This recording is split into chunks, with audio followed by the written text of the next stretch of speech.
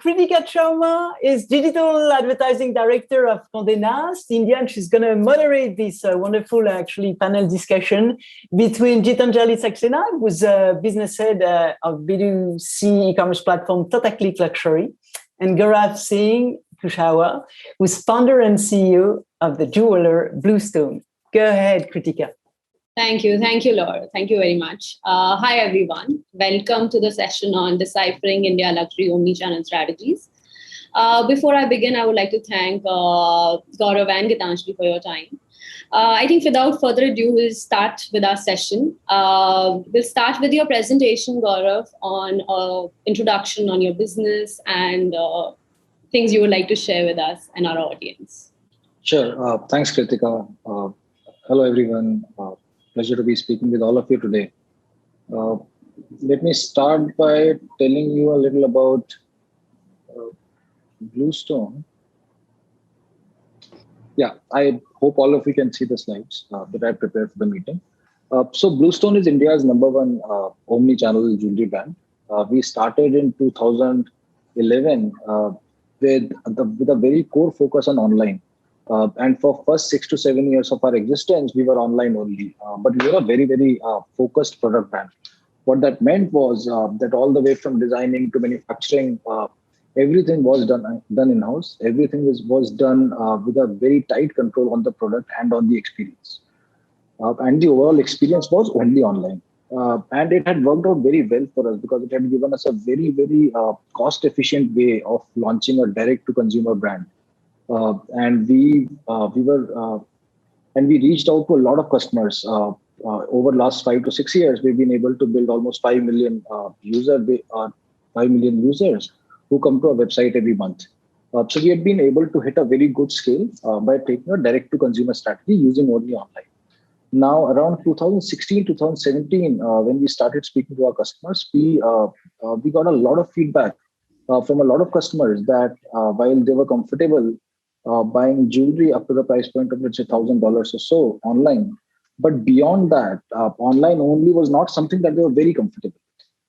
While they loved the products, while they loved the brand, while they loved the experience, offline touch, that physical presence, that physical touch and feel was something that they would look to while buying more expensive products. And these were our own customers, people who had already bought from us. In addition to this, there was a big number of customers who were actually browsing our website, but were still hesitant to buy stuff online, to buy something as expensive as fine jewelry and a luxury product online. We spoke to a lot of such folks. We spoke to people, and there were people who would spend 3 months, 4 months, 5 months looking at almost 5 to 6,000 designs on the website. And they would just remember each and every design that they liked, but they still would not go ahead and order. When we spoke to all these customers, they said we love the designs. In many of the cases, they actually bookmark those designs and go to their local jewelers and get that manufactured. It's just that it's very difficult for us to transact for something this expensive online. And we also need comfort. We also need support that tomorrow, if God forbid something goes wrong, where do we go? Who do we talk to? So there are lots of, so what we realized was while online was very, very efficient as a first touch pointing method to establish that first contact with your potential customers and to give a lot of options, to give a lot of choices to people sitting at the convenience of their home in order to complete that experience, in order to take it from browsing to buying. And a physical presence can go a long way. So with that belief, we started rolling out stores in 2018. We rolled out our first store. And right now we are at a count of 40 stores. So in last 2 years, we have rolled out 40 stores. And the plan is to roll out 200 more stores in the next 2 years.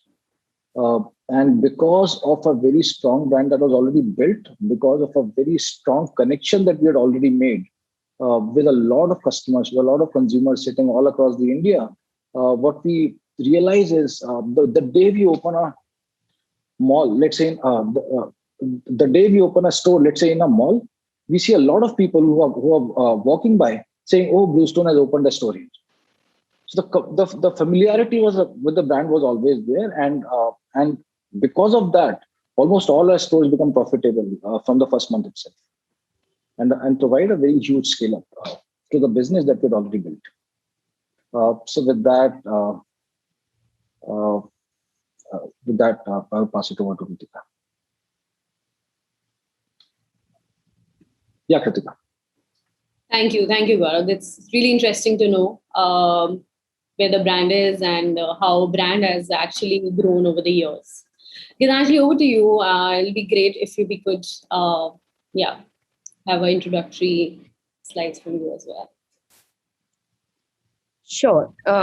So thank you, Gaurav. I think that was very interesting. And obviously, Bluestone is like a very big name now. So your journey has been really inspiring. So I represent Tata Click Luxury, and I think the perspective I can bring to the table is, while we are not purely omni-channel, which means we don't really have stores of our own, we are an online portal which works with brands, bridge to luxury brands across India. We help them in their omni-channel strategy in terms of we are their digital partners, and we kind of work with their offline stores to take the brands online. Gaurav, if you can present the 1-2 slides, if possible. Sure, I'll do that. Yeah. Can you see it? Yeah, I can. So Tata Click Luxury is basically currently India's largest luxury online platform. We are the first movers in this space. We have now been doing this for close to 5+ years. We kind of found this opportunity early. So in India, there was not one platform like how globally we have Net-a-Porter, we have Farfetch, who are basically catering to a premium segment. In India, we didn't have any such portal. That's where Tata Click Luxury came into being. It's a completely different app, a different environment for luxury brands to sit on. We've also seen a lot of success.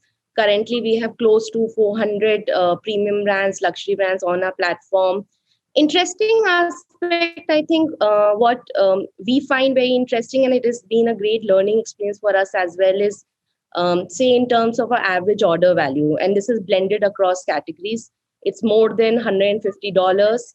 Most of our revenue today is coming from non-metro cities, right? So 60% of our revenue comes from cities where these brands don't have stores, which is really the power of omni-channel, right?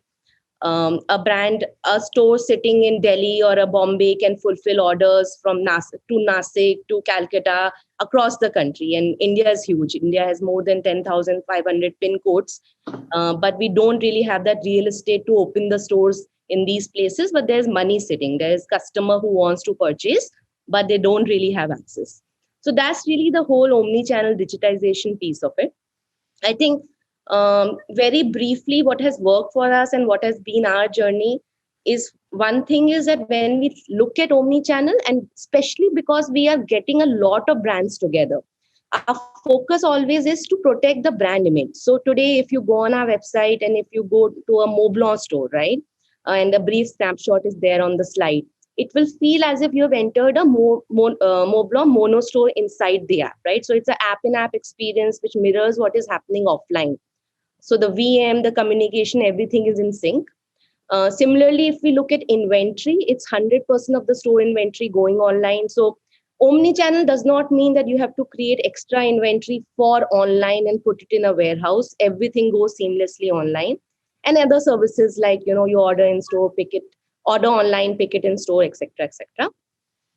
And certain service aspects like what you really need, as Gaurav also mentioned, that it will never be a simple transaction online. While fine jewelry is much more complicated, but even for categories like clothes or handbags, which are above a certain price point, you will always need that human touch. So how do you build that customer support?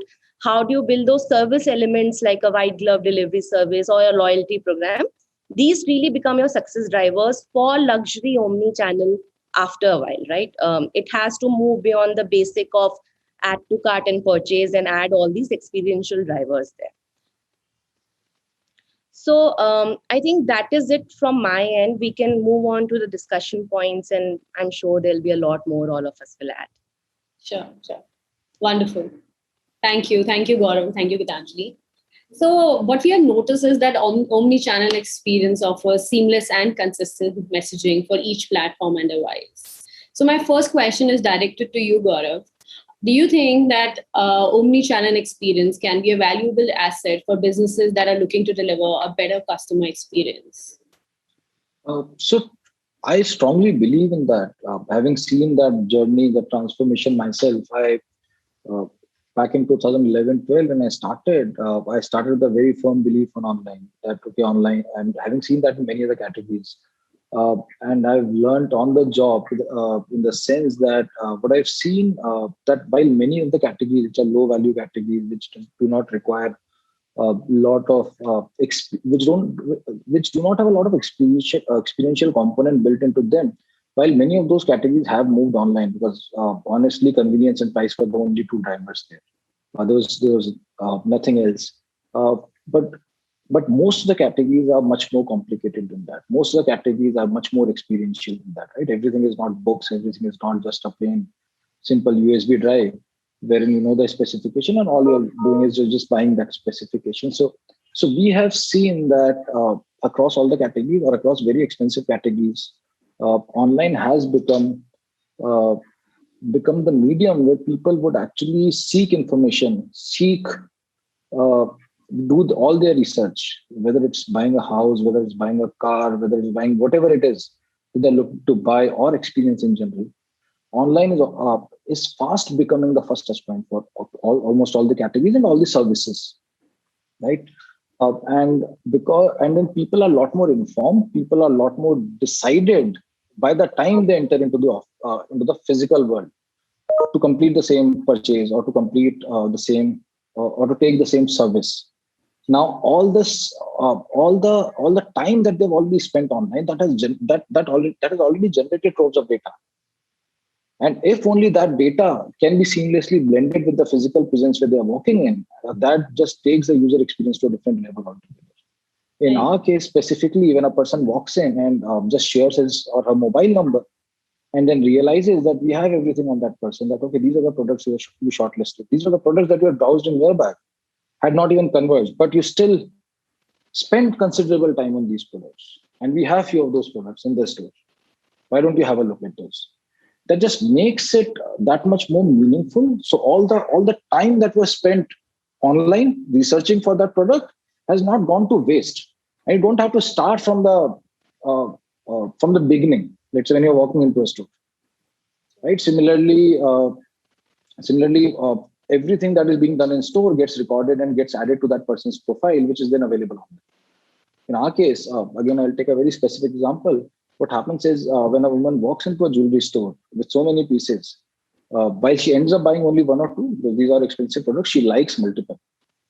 And she has in the back of her mind that next time I'm going to buy this. Right. So when that information gets stitched to her profile, it just makes it that much more, it just brings that woman that much more closer to the product. Okay. So I've given you two examples of omni-channel kind of completes that experience and kind of blends both the worlds together, providing a much stronger experience to that person and much more longevity to the time spent on this channel or that channel. And this is just one example. There are numerous such examples, be it even when it comes to the service aspect of the business. Things like, let's say, in our case, at times what happens is people buy a piece of jewelry, a woman buys a piece of jewelry, and 3 years down the line, she wants to return it or exchange it for some other piece. Now, she might have bought that piece online, but she walks into a store and then returns it. And she generally is very pleased to discover that everything is woven seamlessly. So she doesn't have to produce an invoice. She doesn't have to produce any proof or anything. Just a phone number is good enough. The exchange value of that is already listed there. So no one has to get into any haggling or any confusion or any such thing. It's just a 2-minute process. She returns it and she picks a new piece. So a lot of these things have been woven which actually wow the customers and give them the experience that they're not used to. Many of the people actually get surprised that things are working this seamlessly because a lot of people are not used to. But it works. It works wonderfully. It works wonderfully. People just, I think it adds significantly because people people's experience. It's interesting to know how you are, engaging with customers at various touch points. So, which means that a brand can have an amazing marketing strategy and engaging social media campaigns and a very well designed website. But if they don't work together, it's not an omni-channel experience. So, what are your thoughts on this, Gitanjali? If you can briefly share that with us. Absolutely. So I agree with you. See, one of our biggest learnings in this entire past 5-6 years has been that companies and brands need to think of digital and offline, not from a perspective that these are two different channels. Yeah. Customer is the same, right? So as Gaurav mentioned, browsing is happening online, purchase is happening offline. A brand and a company needs to believe that we need to have a customer view. And once if we have a customer view, then everything is seamless. Right. So it's not just communication, the assortment which is live, the pricing which is live, the services which you offer, be it exchange, warranty, return. Once the view is unified, I think the strategy works very well. Even in our case, for example, and this is where we don't even have stores of our own, right? Today we are working with brand partner and their stores. But their sales staff gets incentive for sales on Tata Click Luxury from their stores, right? So that's how unified the view is. A store feels very excited if during, say, a Diwali sale of their store increases on Tata Click Luxury, because for them it's greater conversion of the store, right? So that's the view they need to have. A lot of times it does happen. People go into the store, they say, this is what we saw in Tata Click Luxury. Is this available? The store will convert it for us because it's in everyone's, benefit that the brand's reach is increasing. So very important, I think, as times are changing, brands need to think that both these channels complement each other. One channel is not eating into the share of the other. The pie is really huge, right? I think the example I always quote is that if we talk about food delivery, right? Today you might have a favorite restaurant, right? You might go there once a month to go and sit and eat, but you can order every week to get a home delivery. So that's how both the channels work together. Absolutely. Like it's rightly mentioned, like worlds coming together. And obviously, things are more convenient and are just a click away. Right. So in this world, which is going from brick to mortar to bits and bytes, what are your thoughts on evolution of e-com during the pandemic? And where do you think e-com momentum is taking us, especially in the new world, as we call it now, the new normal, the pandemic world, at least for now? See, I think the biggest thing which has happened in India is the accelerated growth of digital, right? And we have all seen it. It was forced, but we saw customers converting into categories. Today, most of the Indian population was perhaps never comfortable buying fruits online or vegetables online. But now everybody is shopping it online, right? So the biggest thing which has happened is it has really digitized us. I do believe that for personal goods, personal luxury goods, this contribution of online or online part of the omni channel might increase greater than 20 to 25% really soon. We are already seeing those trends on our platform. So for most of our brands today, we are close to 15 to 20% of their overall revenue for the country. So that's a heavy digitization we'll see. And obviously it's greater in certain categories. Beauty is already there. Certain categories, as Gaurav mentioned, are much tougher. So it will always be a different play. But that digitization is there. I think another important wave which we saw and we all experienced is the whole drama and magic of shopping, right? So many brands got that online. So there were so many events, so many Instagram lives, so many conversations which were happening because people still miss that human interaction, right? Today, if I'm going to buy something above $100, $150, I want someone to give me that attention or talk to me or inspire me. That's where I think brands were very smart. They bought it online very quickly. And which is where I think the whole social commerce, assisted selling, selling online, convert in store is where it will go. But definitely, I think people will bring back the magic of shopping in different mediums. Absolutely. Well, I agree. Yeah. So, as you said, things have,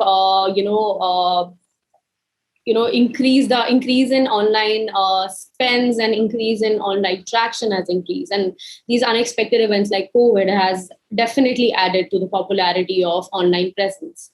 But do you think this will replace the touch and feel when it comes to buying luxury goods, especially to you, in your case, Gaurav? Do you think that in the future, an online presence alone can be sufficient for the retail and luxury industry, especially as you rightly mentioned initially, that a lot of people wanted to go, even your repeated customers wanted to go and see the product in the store. So do you think online can replace this in future? So short answer is no, let's say, and if we take a short-term view of the future, which is 5 to 10 years, 25, 50 years down the line, what happens, no one knows.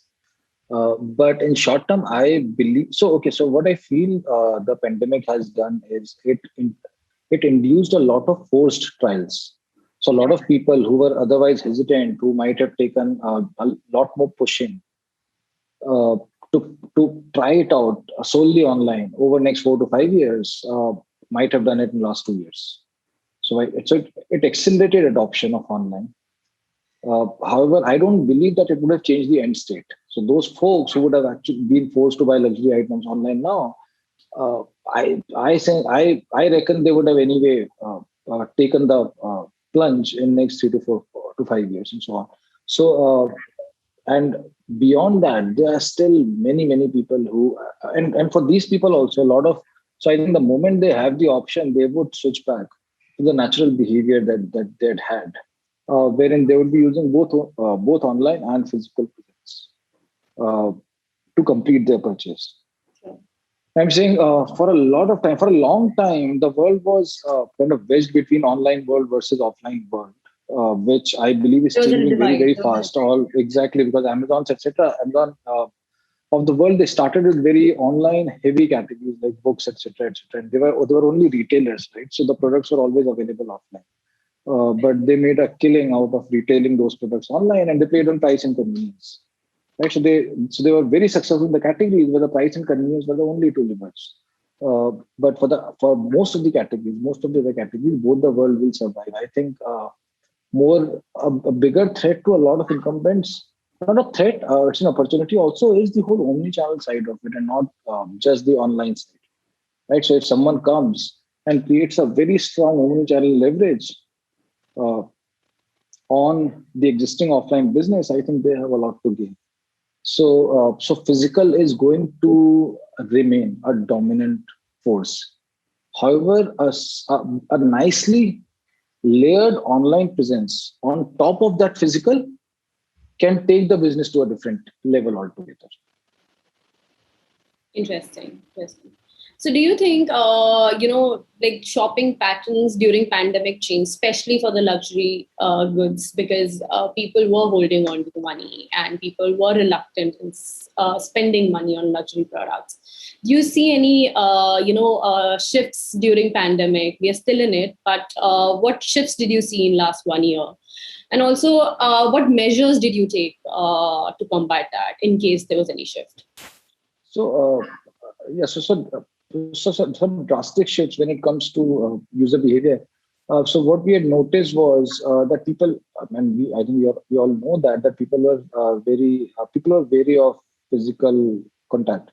Right? So be it the way the deliveries were done, be it the try-at-home service that we had, be it walking into the stores, even when the stores were open, people were just that much were uncomfortable getting in close proximity to another person, or to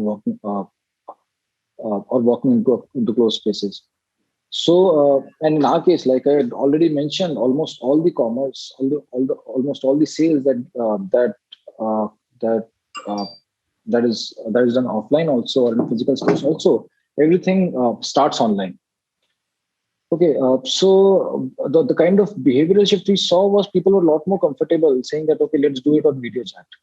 So they would actually, whether it's on WhatsApp or whether it's on any other service, Zoom or anything, people are more comfortable if someone else actually tries out that jewelry in front of them.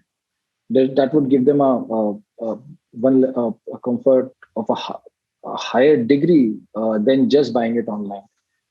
So basically, video calling, video chatting was one of the biggest behavioral changes that we had seen.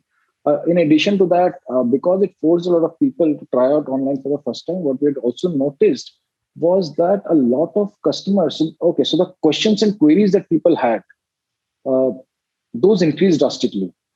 So our typical support chat or support call volume for a given order volume, so that ratio skewed big time, because a lot of people are now getting in who were not that well aware of the service, who are now forced to buy and hence had many questions. So we had to so we ramped up that team also. We actually went deeper. We created more tutorials, more content for us to support those people with their questions, with their queries, who needed the support at that time. Uh, I think, so that's a kind of behavioral shift we saw. I think a lot of this will go back to being normal, pre-pandemic kind of behaviors. How much time it takes, which anybody's guess now. Sure. So, Gitanjali, what are your thoughts on this? Did you all also take any measures to beat pandemic shopping? Was it low? Was it high?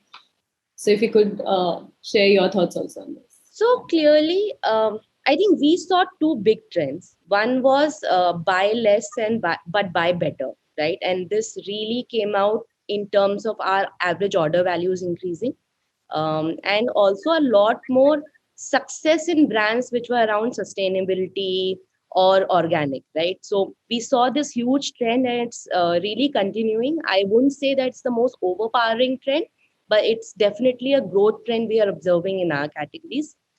And on average order value, people were kind of not buying so much, so frequently, but whenever they were buying something, they were very conscious of the purchase. They were investing much more time. Our average page views, time spent on the site shot up. And another kind of trend which really links to it, and we actually got a lot of customer queries on it, was gifting. So because people were not meeting, right? Today, if I want to kind of connect with you, celebrate something with you, I want to send you a gift and I can't meet you. That's where people turn to e-commerce. So our gifting categories like handbags, watches, all of them were actually quite successful. So not talking about lockdown phase, but just after lockdown was opened up, deliveries were happening, we actually saw more than 200% year-on-year growth in these categories. So that's what, see, the thing is that people, this customer segment has money, right? They do want to express themselves. They do want to purchase. Frankly, it's the kind of purchase what they want, the kind of brands that they want made the difference. Perhaps they wouldn't have bought 10 type of t-shirts, but that one high-end watch is something they invested in. Great. I think we all saw certain changes. It's good to know that shopping patterns and stickiness to the brands were higher during pandemic. So what do you feel, just to sum up our conversation, like what do you think that once COVID situation is contained, once the pandemic is over, will people go on frenzy shopping? Will they go overboard on that? What are your thoughts? Question to both of you. Gitanjali, right into you. Sorry, Gaurav, yeah. Go ahead, Gitanjali. I think so. See, I believe it's difficult to predict because there are two theories. One theory is that people are already shopping. Now, at least, it's not that people are not shopping, at least for the categories this panel operates in, right? Another theory is that all the expenditure which people were not doing on, say, weddings, travel, etc., they want to spend in those places. So, yes, I think there will be a surge as soon as things open up. People will do a bit of revenge shopping, but it will very soon stabilize. People will want to kind of use their money and get those experiences they had not done, right? They would rather go on a trip than buy more of things right now, right? So that's my view. I think it will be short-lived, and very soon it will be back to normal. Back to normal, yeah. Great. Gaurav, what about you? What do you think about this? I would echo her thoughts. I think there'll be a short bump up in the demand, but it will be very short-lived. Things will go back to normal buying patterns. Great. Fantastic. I think we are little ahead of the time, and yes, Lord. Yes, fantastic. Well, Gaurav, Gitanjali, and Kritika, thanks very much. Okay, have a great day. You too. Bye-bye. Thank you, everyone. Bye.